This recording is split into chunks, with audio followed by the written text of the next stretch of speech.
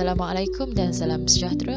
Untuk video kali ini, saya akan terangkan tentang topik yang kedua bagi semester 1 iaitu perlembagaan.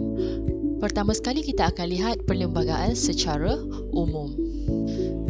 Di Malaysia, perlembagaan dikenali sebagai Perlembagaan Persekutuan, merupakan perlembagaan bertulis yang telah pun dikuatkuasakan pada 31 Ogos 1957 dan perlembagaan ini telah pun digubal oleh Suruhanjaya Reid. Perlembagaan bertindak sebagai sumber segala perundangan walaupun segala undang-undang itu telah pun dikanunkan. Undang-undang tersebut masih boleh dipinda mengikut keadaan ataupun situasi semasa. Perkara yang kedua, kita akan lihat dari segi konsep ketertinggian perlembagaan persekutuan. Undang-Undang Perlembagaan Persekutuan atau short formnya ialah PP merupakan undang-undang tertinggi di negara ini. Bermaksud, semua undang-undang yang bakal diadakan di Malaysia mestilah berpunca daripada PP. Ini termasuklah yang di-Pertuan Agong dan juga Parlimen tertakluk kepada PP. Sebarang undang-undang yang bercanggah dengan PP akan terbatal setakat yang bercanggah sahaja dan tidak ada sebarang institusi yang boleh mengatasi kuasa dan juga kedudukan PP. Pindaan perlembagaan.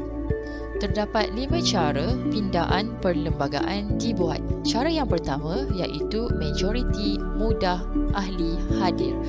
Bermaksud, sekiranya jumlah ahli parlimen bagi Dewan Negara dan juga Dewan Rakyat ialah 222 orang.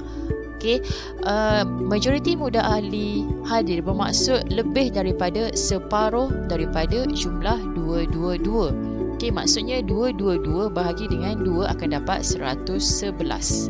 Sekiranya lebih daripada 111, maka perlembagaan tersebut boleh dipinda. Antara contoh perlembagaan yang menggunakan cara ini ialah peruntukan tambahan bagi kewarganegaraan, persempadanan kawasan pilihan raya. Cara yang kedua, majoriti 2/3 keahlian Dewan Negara tambah Dewan Rakyat. Bermaksud 2/3 darab dengan jumlah dia 222 orang. Dapat berapa? So antara contoh perkara yang boleh dipinda menerusi cara ini ialah belanjawan. Belanjawan negara yang biasanya dibentangkan pada bulan Oktober setiap tahun dan juga bekalan peruntukan tambahan. Cara yang ketiga ialah majoriti 2/3. Kita ada 3 komponen kat sini iaitu Dewan Negara tambah Dewan Rakyat tambah Majlis Raja-Raja iaitu MRR. Contoh perkara yang dibincangkan ataupun yang boleh dipinda menerusi cara ini ialah kedudukan orang Melayu, hak-hak Raja Melayu dan juga hal ehwal agama Islam. Maksudnya segala yang berkaitan dengan orang Melayu, Raja Melayu ataupun agama Islam akan ada campur tangan Majlis Raja-Raja. Cara yang keempat, 2/3 daripada Dewan Negara tambah Dewan Rakyat tambah Sabah dan juga Sarawak. Sabah dan juga Sarawak ini merupakan yang di-Pertua Negeri. Antara contoh perkara yang boleh dipinda dengan cara ini ialah hak warga Sabah dan juga Sarawak, soal agama, bahasa dan keistimewaan Bumi Putera Sabah dan Sarawak. Bermaksud, cara yang keempat ini melibatkan Sabah Sarawak sahaja. Cara yang terakhir ialah menerusi deklarasi darurat. Perkara ini merupakan perkara khas di bawah perkara 150 Perlembagaan Persekutuan. Sebagai contoh, Proklamasi Darurat 2021 dikuatkuasakan ataupun diisytiharkan untuk menentang COVID-19. Antara perkara yang tidak boleh dilakukan semasa tempoh darurat ini ialah pilihan raya kecil di mana beberapa orang adun telah pun meninggal dunia di beberapa kawasan di Semenanjung dan juga di Sabah Sarawak. maka pada waktu ini pilihan raya kecil ataupun PRK tidak boleh dilakukan dan semua kawasan ini akan diambil alih oleh Yang di-Pertuan Agong. Ada beberapa perkara yang tidak boleh dipersoalkan di dalam Perlembagaan Persekutuan. Antaranya ialah agama Islam sebagai agama persekutuan ataupun agama rasmi. Keistimewaan Raja-Raja Melayu tidak boleh diusik ataupun tidak boleh dipinda. Keistimewaan Bumi Putera Sabah dan juga Sarawak juga tidak boleh dipersoalkan. Kenapa orang Sabah ni dapat macam ni? Kita tidak boleh persoalkan perkara tersebut. Kedudukan bahasa Melayu sebagai bahasa kebangsaan ataupun bahasa rasmi. Dan yang terakhir sekali, soal kerakyatan seseorang. Sistem quorum. Sistem quorum ni maksudnya ialah jumlah minimum kehadiran ahli parlimen untuk memulakan sesuatu persidangan. Sekiranya jumlah ini kurang daripada jumlah minimum, maka tindakan persidangan tersebut tidak sah. Sebagai contoh, jumlah minimum bagi Dewan Rakyat ialah 26 orang. Tambah seorang pengerusi bermaksud 27. Untuk Dewan Negara pula, jumlah minimumnya ialah 23 orang. Tambah seorang sebagai pengerusi. Bermaksud jumlah bagi kedua-dua dewan ini tidak termasuk pengerusi. Keluhuran perlembagaan. Konsep keluhuran dan juga konsep ketertinggian perlembagaan lebih kurang sama. Untuk bahagian keluhuran perlembagaan terletak pada kedudukannya sebagai undang-undang tertinggi negara. Semua undang-undang lain hendaklah tidak bertentangan dengan perkara 4/1 Perlembagaan Persekutuan dan semua undang-undang tersebut mestilah selaras dengan PP dan sekiranya bercanggah, ia akan terbatal setakat yang bercanggah sahaja. Jadi, Badan Kehakiman merupakan badan yang akan bertanggungjawab untuk menjaga dan juga memelihara keluhuran dan ketertinggian Perlembagaan Persekutuan. Seterusnya kita akan lihat tentang peruntukan utama Perlembagaan Persekutuan. Yang pertama sekali iaitu kewarganegaraan. Macam mana seseorang itu mendapat taraf warga negara? So ada 4 cara. Cara yang pertama, kuat kuasa undang-undang. Rakyat yang lahir pada atau selepas Hari Malaysia 16 September 1963. Itu cara yang pertama. Cara yang kedua, seseorang yang lahir di Malaysia, ibu atau bapa adalah warga negara Malaysia ataupun pemastautin tetap di negara ini. So dia boleh dapat warga negara menerusi kuat kuasa undang-undang. Cara yang ketiga, seseorang yang lahir di Malaysia, bapanya sendiri adalah warga negara Malaysia. Cara yang kedua iaitu pendaftaran.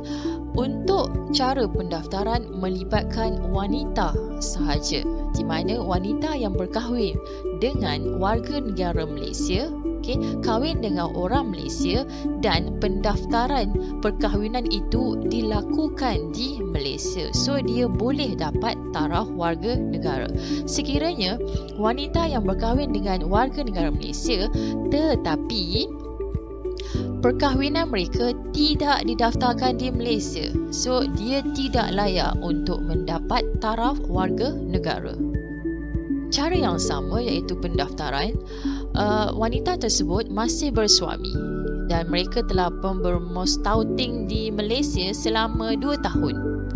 Berniat untuk bermustautin tetap dan berkelakuan baik, maka dia layak untuk mendapat taraf warga negara.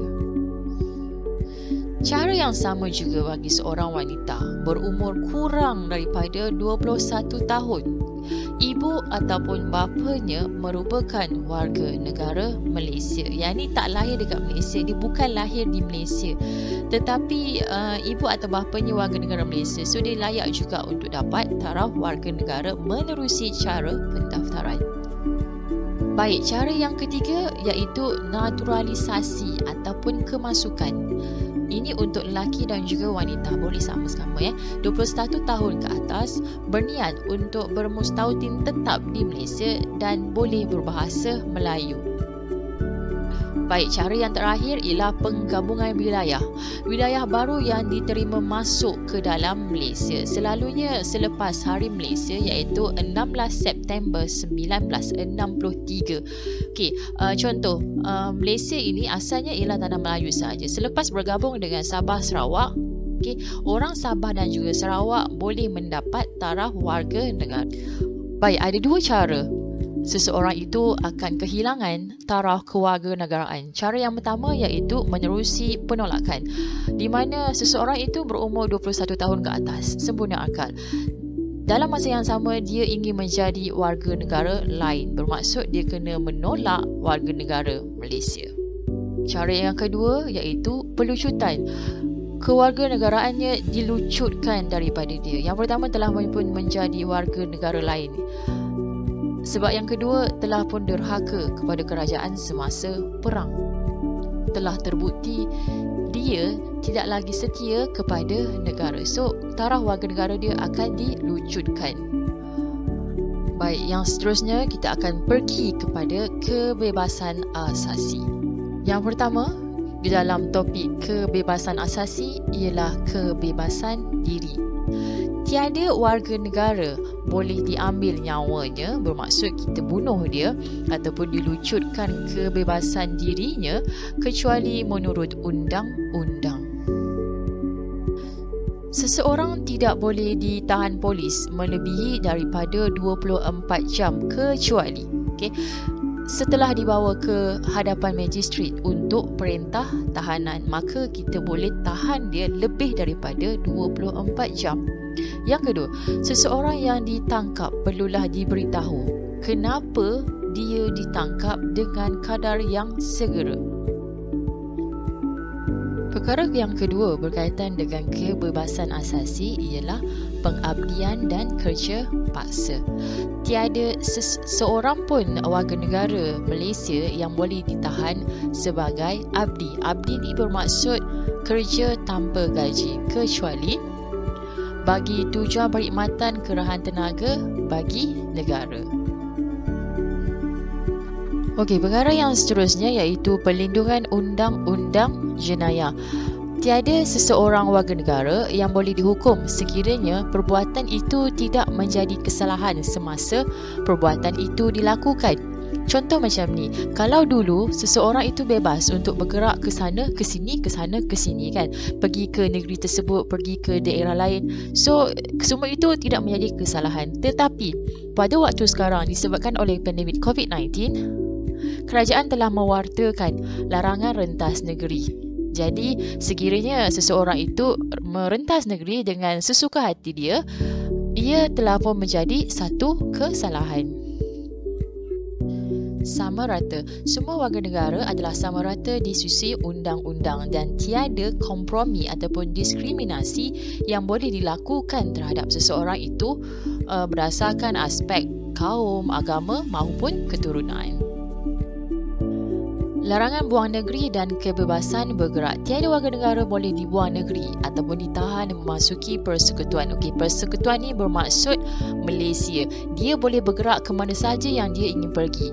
Warga negara berhak untuk menetap di mana-mana bahagian persekutuan. Contoh, kita nak menetap di Kuala Lumpur ke ataupun nak pindah ke Perak ke, suka hati dia nak pergi mana dan juga menetap di mana. Tetapi, situasi sekarang ini disebabkan kerajaan ingin menentang penularan COVID-19, kebebasan bergerak rakyat telah pun disekat. Beberapa perkara boleh diubah dalam perlembagaan sekiranya ia melibatkan keselamatan umum. Seterusnya, bebas bercakap, berhimpun dan berpersatuan. Perkara ini juga boleh disekat sekiranya melibatkan keselamatan umum. Sebagai contoh, semasa berdepan dengan COVID-19, kerajaan telah pun menyekat perhimpunan beramai-ramai.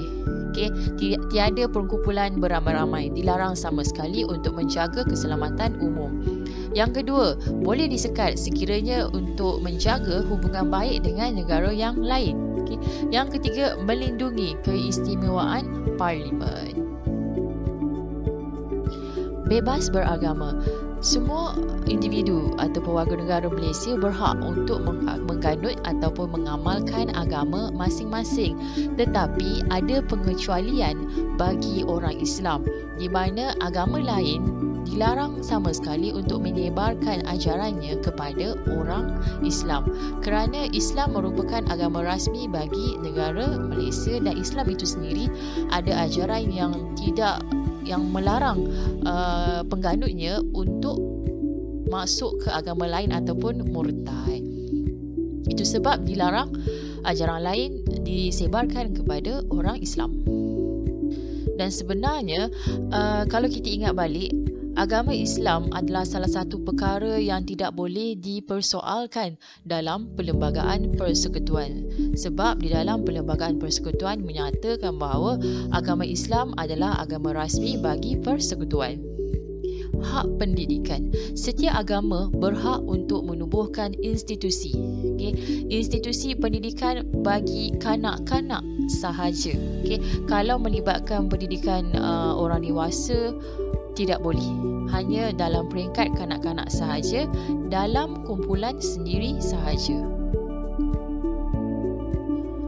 Seterusnya, hak terhadap harta. Tiada warga negara boleh dilucutkan hartanya kecuali mengikut undang-undang. Dilucutkan hartanya bermaksud ada pihak yang merampas harta seseorang tersebut. Sekiranya mengikut undang-undang, boleh. Tapi kalau ambil secara paksaan tanpa ada pampasan, dilarang sama sekali. Maksud pampasan ni macam ni. Sekiranya kerajaan nak buat satu jalan raya dan jalan itu masuk kepada tanah orang lain, okay, orang tersebut perlu dapat pampasan yang sewajarnya daripada pihak kerajaan. Rasmi bagi persekutuan ialah agama Islam. Okay. Tapi dalam masa yang sama, agama lain juga bebas untuk diamalkan.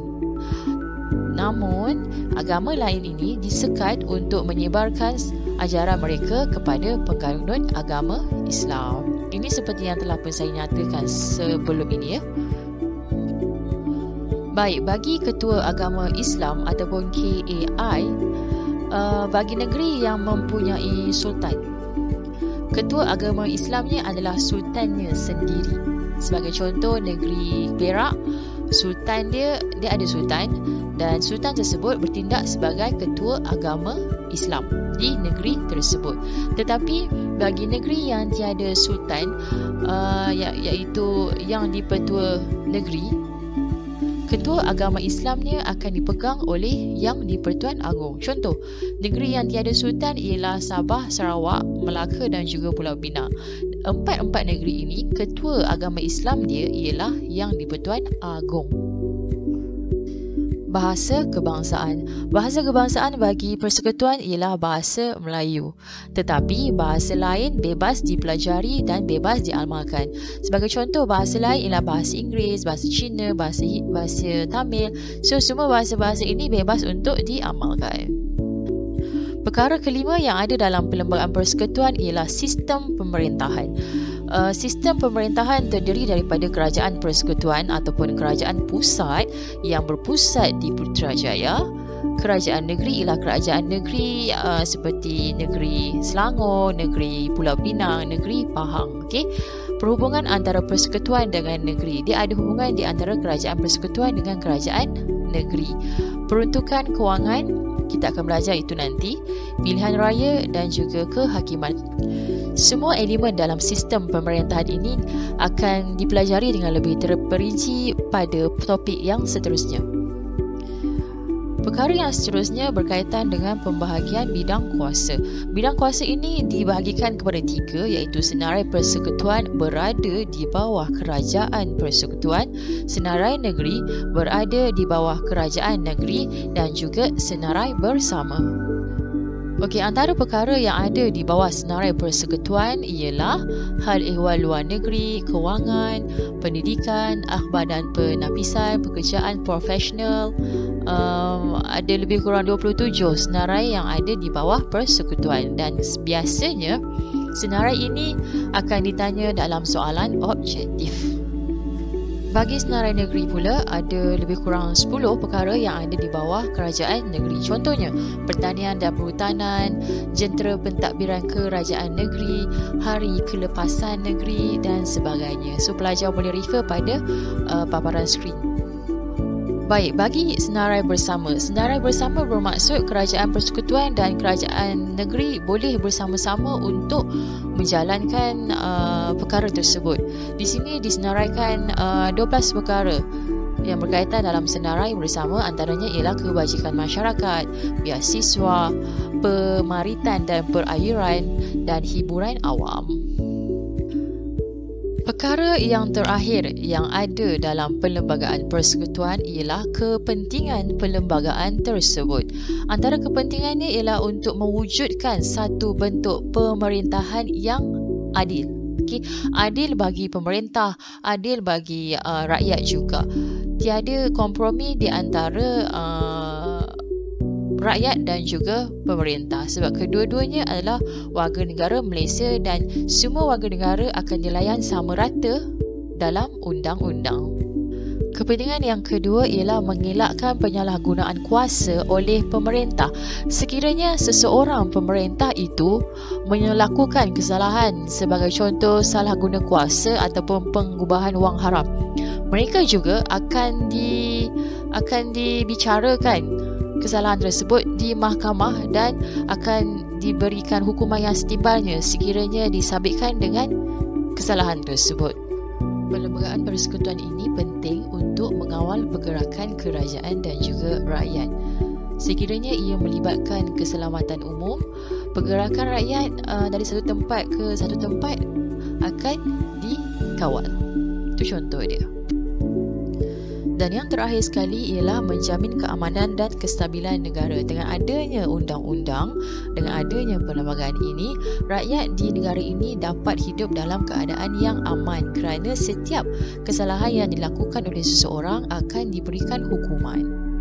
Secara kesimpulannya, bagi topik yang kedua ini, kita telah pun mempelajari tentang perlembagaan persekutuan, apa yang ada dalam perlembagaan tersebut dan kepentingan perlembagaan ini kepada sesebuah negara. Itu sahaja video untuk kali ini. Kita jumpa lagi untuk video yang akan datang. Terima kasih.